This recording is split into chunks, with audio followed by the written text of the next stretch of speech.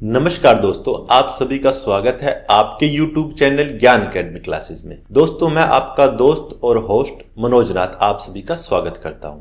तो दोस्तों, आज अपने बात करने जा रहे हैं राजस्थान के एकीकरण की। ये राजस्थान का काफ़ी इंपॉर्टेंट टॉपिक है जिसमें एग्जाम में 100% एक क्वेश्चन आता ही आता है। तो चलो दोस्तों, अब अपने बात करते हैं राजस्थान के एकीकरण की। तो सबसे पहले जब अपने एकीकरण की बात करते हैं दोस्तों, तो हमें ये जानना जरूरी है कि क्या हुआ था, कैसे है। तो दोस्तों, जो राजस्थान का पूर्ण एकीकरण है आपका 1 नवंबर 1956 को हुआ था दोस्तों।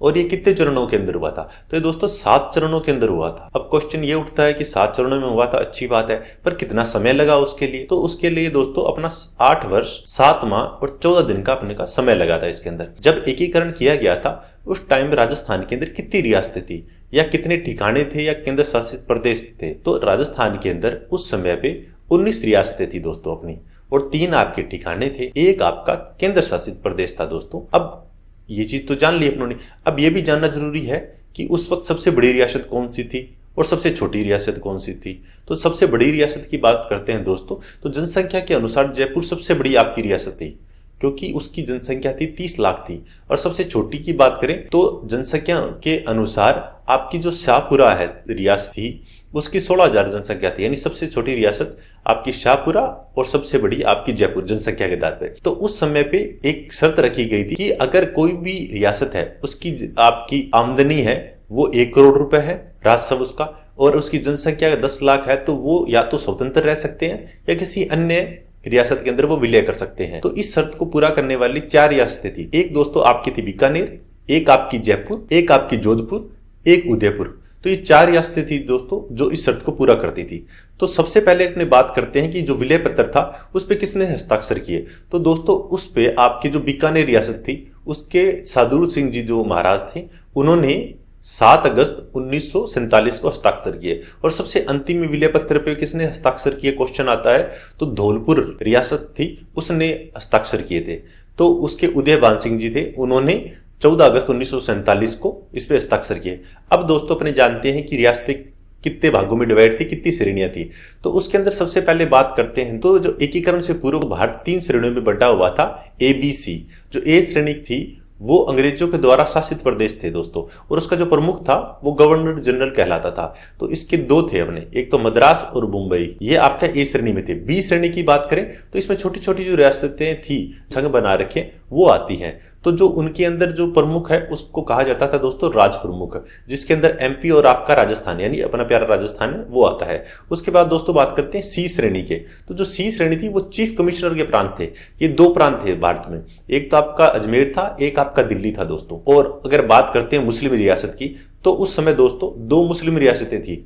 एक तो अपनी राजस्थान के अंदर एक तो टोंक रियासत थी आपकी, एक गुजरात के अंदर पालनपुर। ये 2 मुस्लिम रियासतें थी उस वक्त। अब दोस्तों आगे बात करते हैं कि भारत के अंदर कितनी रियासतें थी।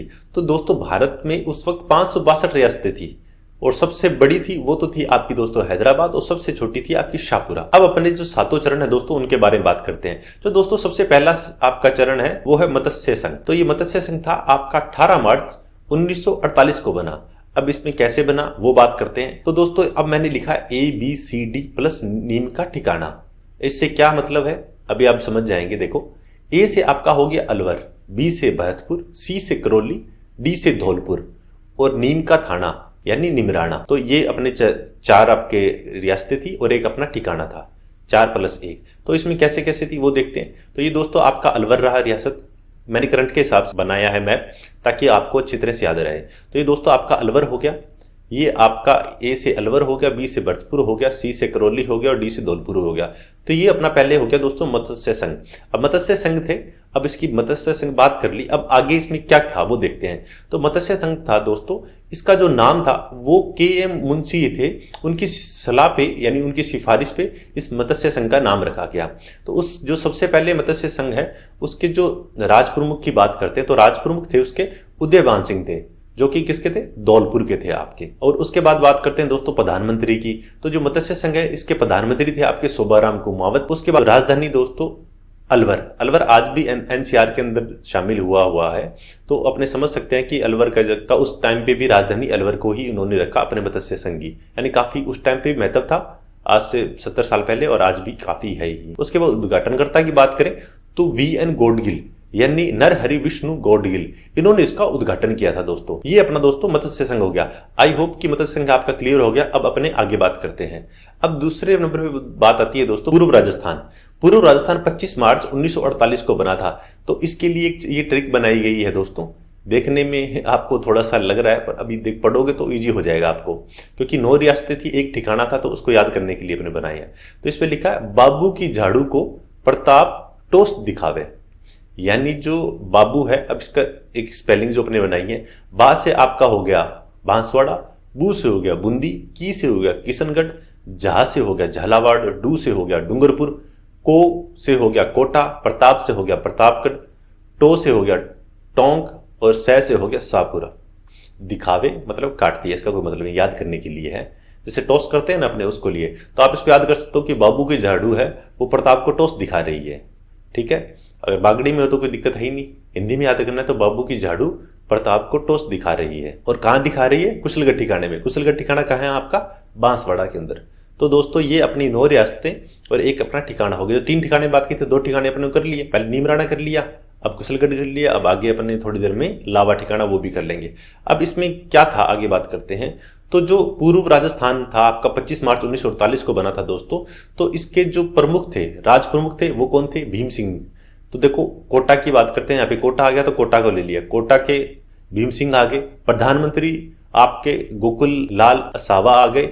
राजधानी आपकी कोटा आ गई। उद्घाटनकर्ता आपका वीएन गॉडगिल आ गए दोस्तों। अब इसकी मैप की बात कर लेते हैं। ये करंट के अकॉर्डिंग थोड़ा सा बनाने की कोशिश की। जैसे आपका ये भीलवाड़ा एरिया है, भीलवाड़ा ऊपर अजमेर का, तो किशनगढ़ शाहपुरा अपनों ने यहाँ देख लिया। टोंक अभी भी आप देखते हो, टोंक है, टोंक के नीचे बूंदी है, बूंदी के नीचे कोटा है, फिर झालावाड़ है। तो ये आपके 6 हो गए।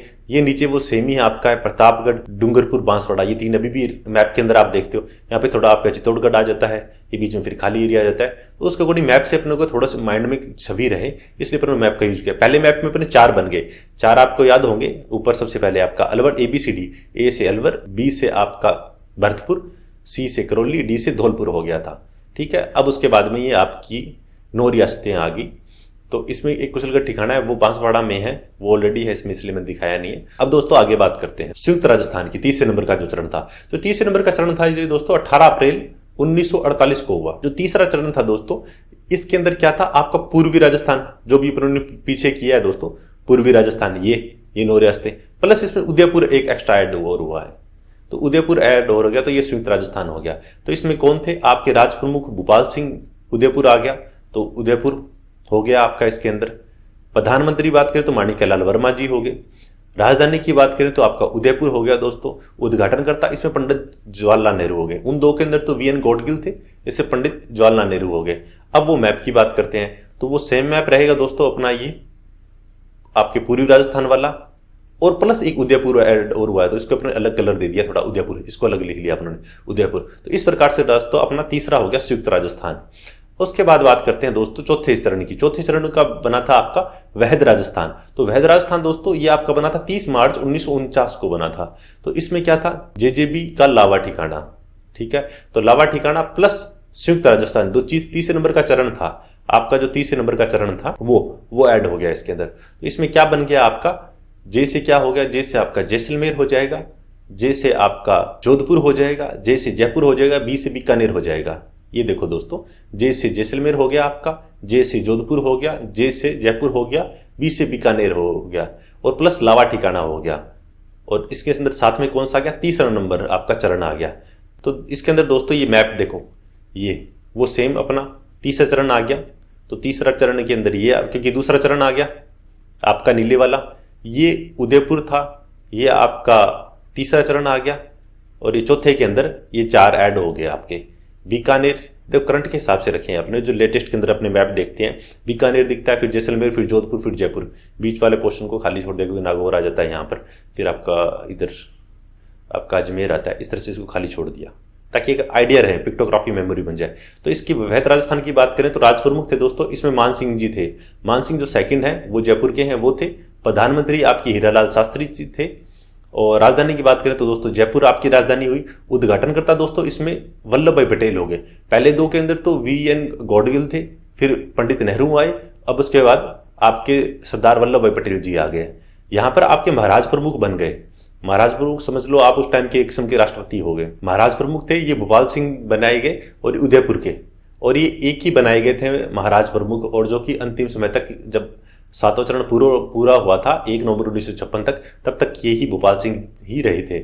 उसके बाद अगर इस जो कमेटी थी, इस पे किस कमेटी पे इसका रखा गया, तो पी सत्यानंद राव कमेटी थी दोस्तों, उसके द्वारा इसको एकीकरण किया गया, और जो जयपुर था, जयपुर को राजस्थान की राजधानी बनाया गया। और उसके अलावा उदयपुर था, उदयपुर के अंदर दोस्तों आबकारी विभाग को रखा गया।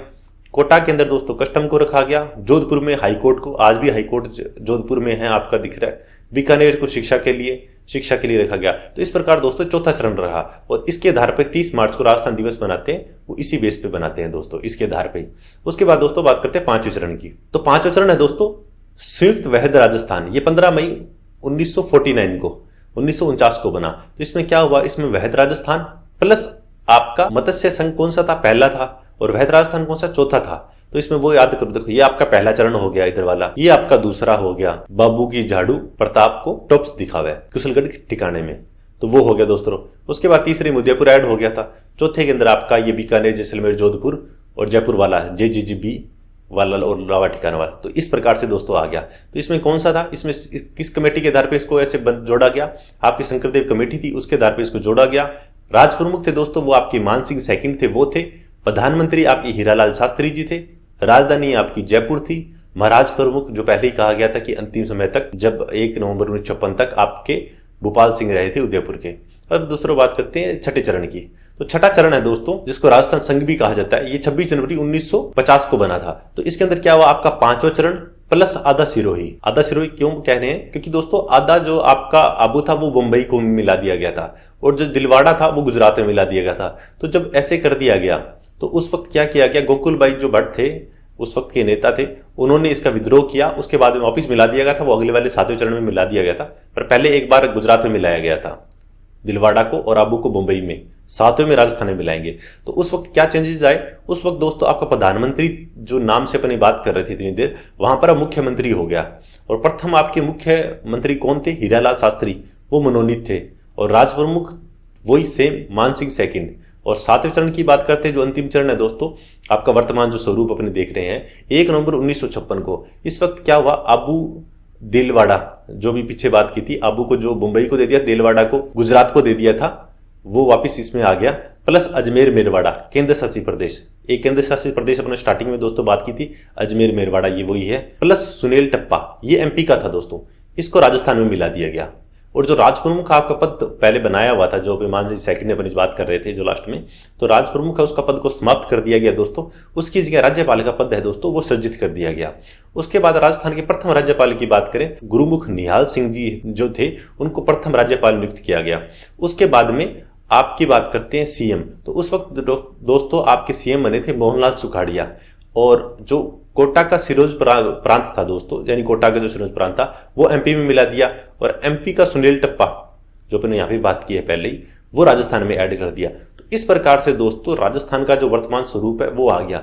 वर्तमान स्वरूप ऐसा नहीं था, उस वक्त करीबन 25 ही जिले होते थे, 26वां जिला बनाया गया था 1 नवंबर 1956 को। अब उन जिलों की भी बात कर लेते हैं आगे। तो दोस्तों आपका 26वां जिला बना था अजमेर 1956 को, 1 नवंबर 1956 को आपका अजमेर बनाया गया था। उसके बाद 27वां जिला कौन सा बना, 1982 के अंदर दोस्तों धौलपुर को बनाया गया, और वो बनाया गया 15 अप्रैल 1982 को।